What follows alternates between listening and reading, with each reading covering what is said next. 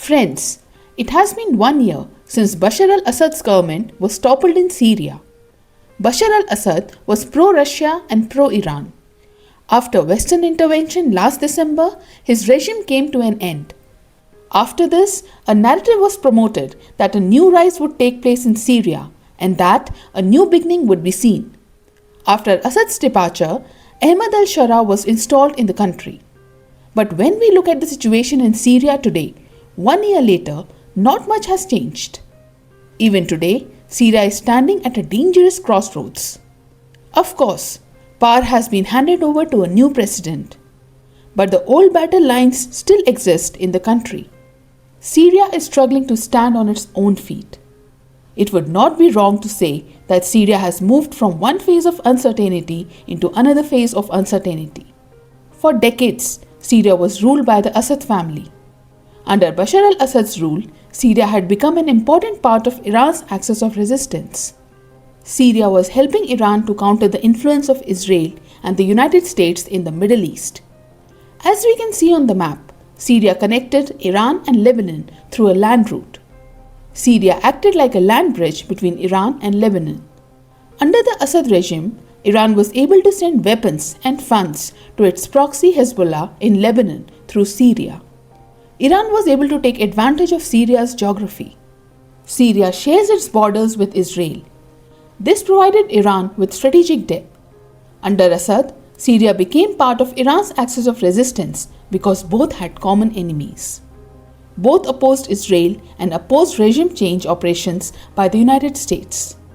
Therefore, their interests became aligned. Because of this, Iran helped Bashar al-Assad remain in power in Syria. When the Syrian civil war began in 2011, Iran's proxy Hezbollah helped Assad stay in power. Hezbollah fought for Bashar al-Assad. With the support of Iran and Hezbollah, Bashar al-Assad remained in power until last year. Syria was functioning like a junior partner of Iran. Iran gained significant influence over Syria's security decisions. In such a situation, it became necessary to topple the Syrian regime to counter Iran's influence, and this is what happened last year. Decades of rule by the Assad family in Syria came to an end. Assad was forced to leave the country and flee to Russia, and in Syria, former Al-Qaeda terrorist Abu Muhammad al-Julani was installed as president. At one point, Abu Julani, who was involved in armed jihad, changed his name to Ahmad al-Shara. In this way, Abu Julani's image is being rebranded. Ahmad al-Shara has understood that real power lies in politics. So now Shara is acting like a politician. He is distancing himself from his jihadi image. He is behaving like a politician. Ahmad al-Shara, who brought an end to Bashar al-Assad's regime, has received backing from the United States. US President Donald Trump met Ahmad al-Shara during his Middle East tour. He praised Shara highly, and recently, Ahmad al-Shara was also invited to the White House. The significance of this can be understood from the fact that Ahmad al-Shara is the first Syrian president to visit the White House in 80 years. Through this, the United States has sent a message that it is ready to engage with the new Syrian regime. This means that Syria will now be used to implement Trump's narrow and transactional policies in the Middle East. Reducing Iran's influence is a top priority for the United States and Israel. Ahmad al-Shara will be used for this purpose. Anyone who helps reduce Iran's power will be considered useful by Israel and the US. It does not matter how controversial that person has been. It does not matter what his past was. If today he can reduce Iran's influence, then he is useful. This is called tactical tolerance. Sometimes, such actions are taken to meet one's interests. Sometimes, it becomes necessary to support people who are not morally right. Supporting a former Al-Qaeda-linked jihadi is one such example. Ahmad al-Shara is the leader of the Hayat Tahrir al-Sham group. This group claims that it has now cut its ties with Al-Qaeda and is focusing on local governance. Such rebranding is being done to appear morally acceptable so that the United States and Israel do not appear to be endorsing extremist ideology. The enemy of an enemy is a friend, By applying this logic, the United States and Israel are positioning Shura against Iran. Shura is being prepared to resist Iran's proxies and to deal with the ISIS threat in Syria. With Shura's help, the United States wants to reduce Iran's and Russia's dominance in the region without direct military involvement. That is why a local strongman has been installed inside Syria. In any case, US policy has never been value-driven. It has always been result-driven. The United States is only concerned with an option that at a given time reduces its costs. An option that reduces its risks and meets its interests. It does not matter whether it is morally right or not. If interests are met, that policy will be adopted. This is exactly what is happening in Syria right now. For most countries, interests come first. Moral consistency comes later. On one hand, the United States talks about fighting terrorism. On the other hand, it negotiates with former terrorists to meet its interests. This is certainly contradictory and hypocritical. But this is how geopolitics works.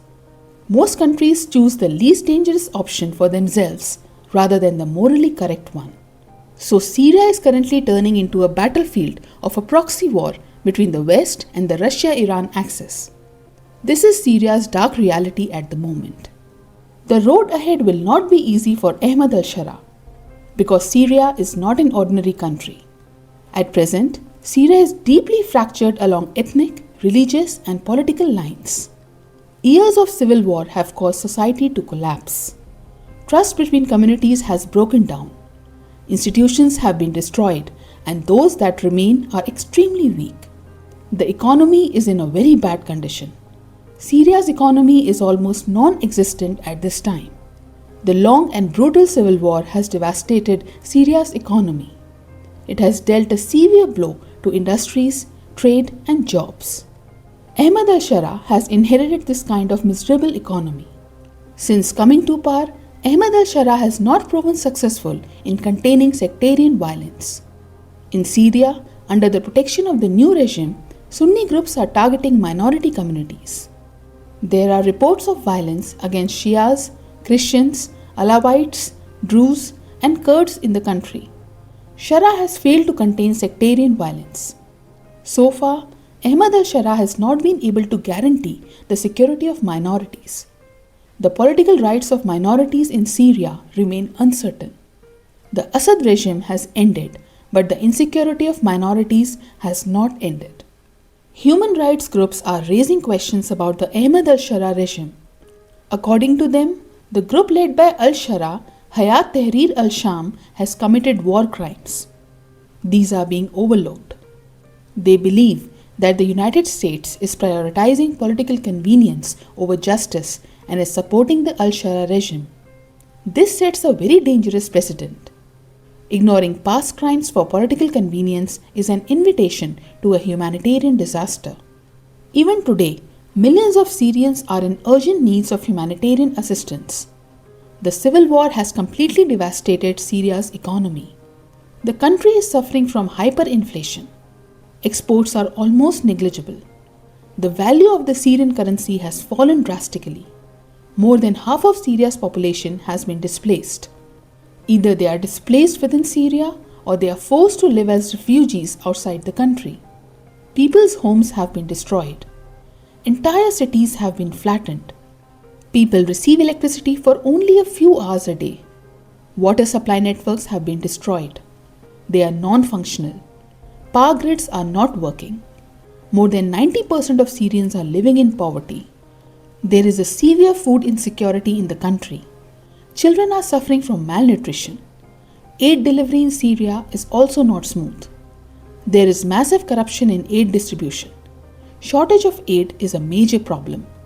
Even though 1 year has passed since the end of the Assad regime, Syria's humanitarian crisis remains unchanged. Another major problem in Syria is the presence of terrorists. Terrorist organizations like the ISIS exploit the power vacuum in the country. They attack weak regions. They recruit desperate people. Therefore, Syria's new president Ahmad al-Shara will have to pay special attention to governance and security, which will not be easy.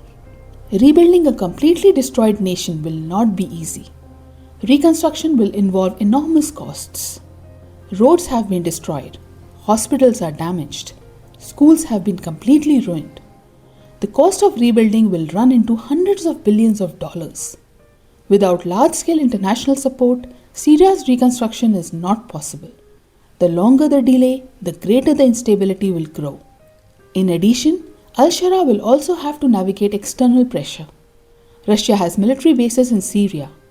Russia wants to retain these bases, because these bases are essential for Russia's influence in the Middle East and the Mediterranean. So Al-Shara will face pressure from Russia. Then, as we discussed earlier, Iran used Syria to send weapons to Hezbollah. That route has now been disrupted. Iran will not sit quietly. It will want to regain its lost influence. It will want to regain political and military leverage. And obviously, Israel, which borders Syria, will not allow this to happen. So the risk of Israeli strikes will always remain. The risk of a wider regional conflict in Syria will always remain. So Ahmad al-Shara has many things to balance. He has to balance competing global powers. He has to balance regional rivals. And he has to handle domestic chaos. He has to address sectarian violence. He has to improve governance. He has to resolve human rights issues. He has to secure massive reconstruction needs. And he has to resist external geopolitical pressure. Only after all this can Syria's recovery be successful. Only then can stability return to Syria. And without stability, economic revival is not possible. If Ahmad al-Shara wants Syria to avoid repeating its history, he will have to balance all these factors. Simply rebranding from a militant to a president is not enough. To reform Syria, Ahmad al-Shara will have to manage internal divisions plus external pressures.